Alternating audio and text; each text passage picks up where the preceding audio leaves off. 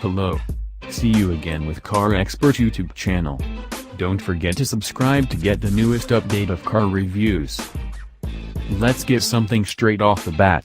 If you were hoping for a modern-day successor to the legendary Sentra SR, the new Sentra SR Turbo isn't the car you've been waiting for.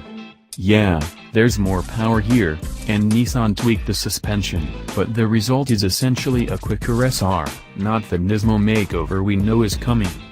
We'll start with the good. This engine is lovely. Plucking the 1.6-liter, turbocharged 4-cylinder from the Juke crossover was an inspired move, blessing the SR Turbo with 188 horsepower and 177 pound-feet of torque, 58 horsepower and 49 pounds-to-foot more than the standard SR's 1.8-liter naturally aspirated 4-cylinder. While those numbers are a big improvement, the Juke's 1.6-liter has always been more fun than its specs indicate. That's true in this Sentra, too. The Free-Revving engine makes all the right noises while producing healthy low and mid-range torque. Peak twist is available from 1,600 to 5,200 revolutions per minute. This is the first truly zippy Sentra since the old SR20 to equipped SERs of the 1990s. But again, it's not perfect. Yes, once you get going the SR Turbo has performance car speed, but the gas pedal doesn't respond like something with this kind of power. In default mode, the throttle response is too sluggish to really suit the engine's verve. The eco setting is, predictably, even worse. Instead, we recommend Sport mode, which can be switched on via button below and to the left of the steering wheel, next to the one for eco. Selecting Sport immediately makes the throttle more responsive and enjoyable. Nissan ought to offer this tune as the SR Turbo's new default, but we suspect the tamer throttle map is needed to keep the EPA fuel economy ratings under control. The more sensitive pedal better suits the revvy nature of the 1.6-liter engine and makes managing the 6-speed manual transmission easier. The standard manual is one SR Turbo item that isn't in line with typical performance compacts.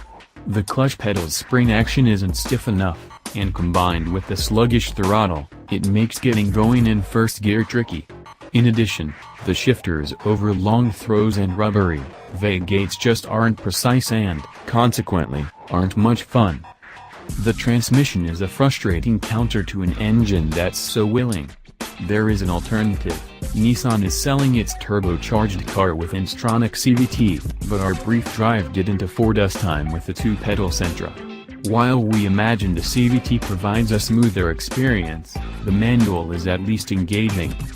Along with swapping in the new engine, Nissan stiffened the front springs by 10%, and the dampers are stiffer by 23% in front and 50% in back. It's an improvement on paper, but from behind the wheel, the suspension changes seem to accommodate the engine's added weight without improving handling ability.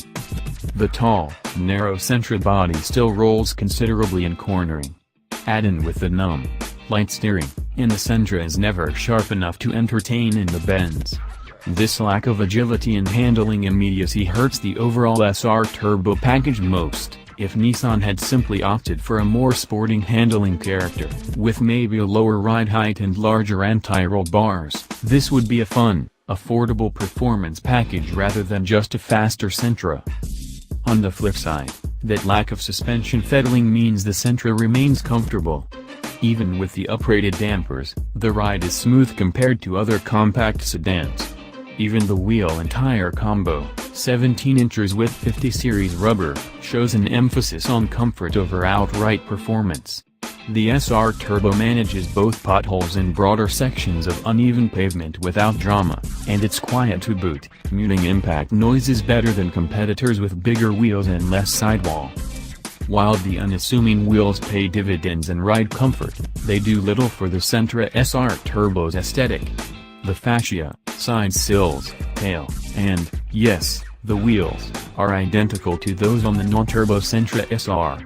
If that car didn't exist, this exterior look wouldn't trip us up, but making a big powertrain change without similar upgrades to the exterior, even something as simple as a unique set of wheels for the SR Turbo, feels like a missed opportunity. Instead, the addition of a turbo badge on the rear deck is the only change. Nissan took a similarly limited approach in this Sentra's cabin, carrying everything over from the standard SR. There's nothing inherently wrong here. It's a solidly mid-segment interior in terms of quality, layout and design, performance car or not, but as with the exterior, there are no unique touches to set it off. The SR Turbo uses the same steering wheel, seats, and shifter as the standard model. Regardless of transmission, the Sentra SR Turbo starts at $22,825, or $2,000 more than the naturally aspirated Sentra SR. Nissan hasn't confirmed the price for the sole option group, the SR Turbo Premium Package, but as it mirrors the content of the normal SR Premium Package, power moonroof, 6-way power leather seats, Nissan Connect with navigation, an 8-speaker Bose stereo, blind spot monitoring, and rear cross-traffic alert, we expect the $2,590 price to carry over. That would bring the sticker of a loaded car like the one we tested to $25,415. That's more affordable than a loaded, manual transmission Kia Forte 5SX with the premium pack, a car with similar performance and a price of $26,335. The bigger concern is that both cars edge dangerously close to proper hot hatchback pricing. The Ford Focus ST starts at $25,300, while the Volkswagen GTI is available for $26,415, and the Subaru WRX is $27,515. It's worth noting that none of those prices include all the equipment available on the Sentra SR Turbo. In some cases, you're paying extra for things like heat and leather seats, navigation, and an upgraded stereo. In both price and performance, the Turbo is stuck somewhere between standard economy car and performance compact, in part because it has to leave room for another car at the top of the lineup. While Nissan hasn't confirmed that the Sentra Nismo will be a thing, we have evidence in the form of spy shots and the smirking no-comment responses we got when asking about what comes after the SR Turbo. The Sentra SR Turbo is an improvement over the SR for sure, essentially a nicely equipped economy car with more power. So while it's not an Nismo, it shows that the Sentra lineup is moving in the right direction to satisfy SER fanatics. All it needs now is the suspension, tires, and looks to go with it.